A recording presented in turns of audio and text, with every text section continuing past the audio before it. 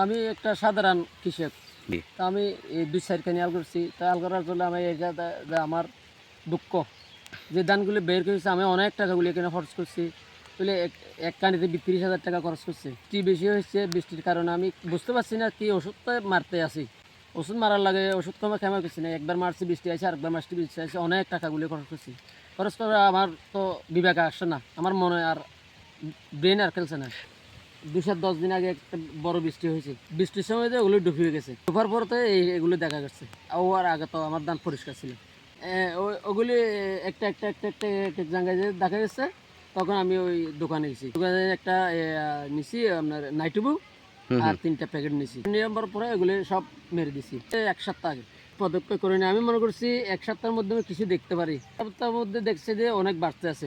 আমি লাল শাক দিছি ১৫ কেজি করে। সাদা শাক দিছি আপনার ৩০ কেজি করে। তারপরে আচ্ছা, কালা আচ্ছা। শাক দিছি আপনার ২০ কেজি করে।